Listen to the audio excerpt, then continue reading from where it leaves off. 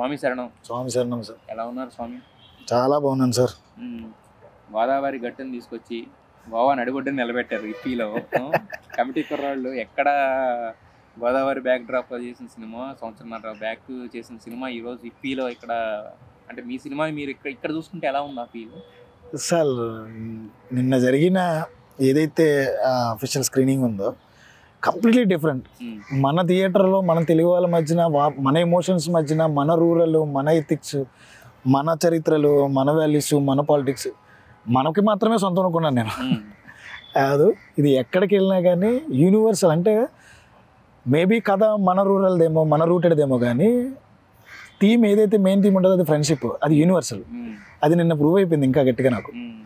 అంటే అందరూ క్లాప్స్ కొట్టడం, international media, international people, different countries వచ్చిన వాళ్ళందరూ కూడా ది లవ్డ్ ఇట్. మీరు చెప్పినట్టు గోదావరి నుంచి గోవాకి ఇది పెద్ద జర్నీ. ఇక్కడ మధ్యలో నుంచి మనందరూ చూస్తున్నప్పుడు అది చాలా స్పెషల్ మూమెంట్ సార్ అది. అయితే ఈ సినిమా ఏంటంటే ఇన్స్టాల్మెంట్స్లో, కొన్ని సినిమాలు ఇన్స్టాల్మెంట్లలో డబ్బులు పెట్టి తర్వాత డబ్బులు తీసుకొస్తాయి. ఈ సినిమా ఇన్స్టాల్మెంట్లలో మీకు మర్యాద ఇస్తా పోతూ ఉంది. ఒకసారి దాన్ని సెలెక్ట్ అవుతుంది, ఒకసారి దీనికి సెలెక్ట్ అవుతుంది, ఒకసారి ఇలాంటి ప్రశంసలు దొరకడం, ఇలాంటివన్నీ జరుగుతున్నాయి కదా. సో రాసుకునేటప్పుడు కానీ చేసేటప్పుడు కానీ ఊహించారా ఇది ఈ రేంజ్ స్కేల్ సినిమా అవుతుంది? అవార్డు సినిమా అని అనుకున్నాం సార్. నేను ముందు అనుకున్నప్పుడు డెఫినెట్లీ ఇది మనల్ని, అంటే జెన్యున్గా రాసాం, జెన్యున్ ఎమోషన్స్ రాసాం, డెఫినెట్లీ ఎక్కడికో తీసుకెళ్తుంది అనుకున్నాను. ఇక్కడ వరకు ఇంత దూరం మనల్ని ఈ రకమైన స్టేజ్లో నిలబడుతుంది అని అనుకోలేదు. ఎందుకంటే ఇఫ్ గోవా అనేది ప్రతి ఫిల్మ్ మేకర్కి, ప్రతి డెబ్యూటెంట్కి, ప్రతి యాక్టర్కి, ఈవెన్ పెద్ద పెద్ద యాక్టర్స్ కూడా ఇది ఒక డ్రీమ్ కమ్ ట్రూ మూమెంటే. అలాంటి మొదటి సినిమాకే నాకు కానీ, నేహర్కా కానీ, మా టీం అందరికీ కానీ, అందరం వచ్చి రెడ్ కార్పెట్ మీద నడవడం, వాళ్ళందరూ total in front of media. అంటే చిన్నప్పుడు వజ్రోత్సవ వేడుకల్లో చిరంజీవి గారు చెప్పారు చూడండి, అది చాలా పెద్ద ఎమోషనల్ మూమెంట్, చాలా ఇన్స్పిరేషనల్ మూమెంట్. అంటే ఇక్కడ మనకి ఏం జరుగుతుంది అన్న వెర్షన్ ఆయన చెప్పినప్పుడు మనకి తెలిసేది కాదు నాకు. మనకి చిన్నపిల్లలను అందరం ఆ టైంలో ఇఫ్ యూ అంటే మనం కూడా యాక్టర్ అయిపోయి, అంటే అప్పుడు యాక్టర్ అయిపోయి మనం ఎలాగని తీసుకెళ్ళాలనుకున్న వాళ్ళు ఒక చిన్న ఆ నోస్టాల్జిక్ మూమెంట్లో నేను కూడా ఒకన్నా. అది చూసి ఎంత హ్యాపీగా అనిపించింది అంటే నాకు, ఓకే నాకు చిరంజీవి గారు చెప్పండి, చిరంజీవి గారు సార్ గాడ్ ఫిగర్ మన అందరికి. నేను వచ్చాను, ఆయన మాట గుర్తుంది నాకు. ఇక్కడికి వచ్చాం, giving value to our Telugu film ఈ రోజు నిలబడింది.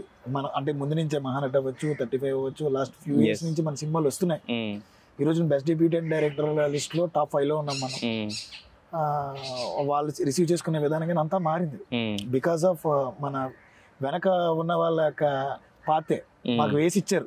వెళ్ళండి మీరు అక్కడికి వెళ్ళండి, నించోబెట్టి రాజమౌళి గారు కానీ, సుకుమార్ గారు కానివ్వండి, ఇంకా మిగతా పెద్ద పెద్ద డైరెక్టర్లు, ప్రొడ్యూసర్లు, హీరోస్ వాళ్ళందరూ కూడా. So we are blessed, really we are blessed. అంటే అలాంటి వాళ్ళ ఇచ్చిన దారిలో మేము అందరం వచ్చి ఈ రోజు ఇక్కడ వరకు నిలబడ్డాం.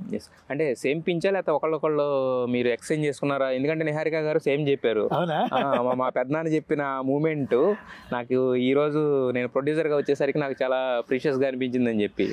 అంటే అనుకుని వచ్చారా, స్క్రిప్ట్ రాసుకుని వచ్చారా, లేకపోతే ఇన్స్టెంట్ గా వచ్చింది? ఎమోషన్ కి స్క్రిప్ట్ ఉండదు సార్, అది ఆవిడ ఎమోషన్, నా ఎమోషన్ కూడా అదే. ఎందుకంటే మేము వచ్చినప్పుడు మేము మాట్లాడుకుంటాం కదా, ఎందుకంటే చూసి సార్ వీఆర్ హియర్, ఎక్కడ మొదలు పెట్టాం, ఎక్కడికి వచ్చాం అని ఆవిడ ఎమోషన్ కావచ్చు.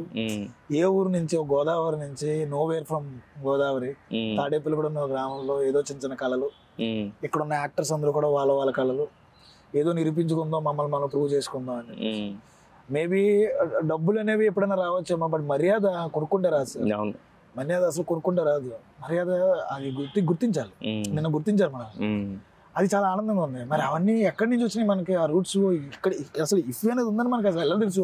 ఆ రోజు చిరంజీవి గారు ఆ రోజు అందులో మాట్లాడబట్టే ఇఫ్ అనేది ఉంది, అది అంత ప్రెస్టీజ్ ఇస్తే అక్కడ మనకి ఇంత వాల్యూ రావాలి, లేకపోతే లేదు అనే ఆ భావోద్వేగం మనకి ఎంత బాగా ఇరుక్కుపోయింది లోపలికి. ఈ రోజు ఇక్కడికి రాగానే మాకు గుర్తొచ్చిన మూమెంట్ అదే, అంతే కదా సార్. సో అది ఎమోషన్ సార్, ట్రిగర్ మూమెంట్ అది అంతే ఎవరికైనా.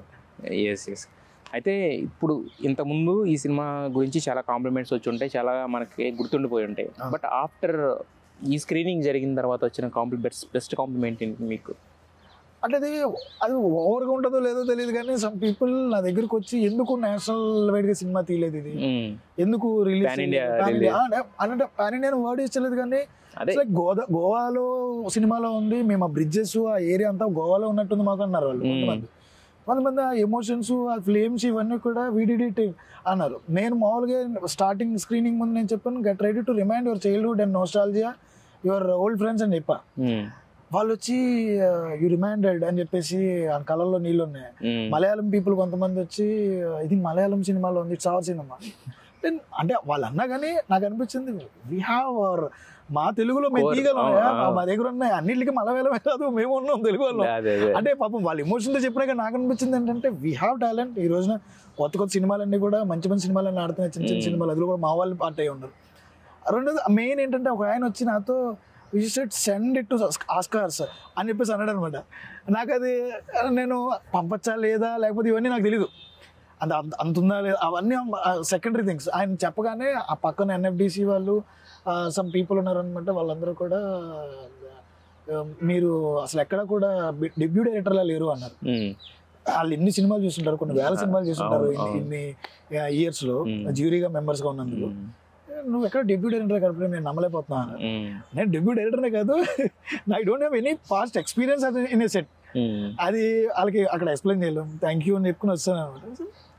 మంచి మంచి కాంప్లిమెంట్స్ వచ్చాయి, చాలా మంచి.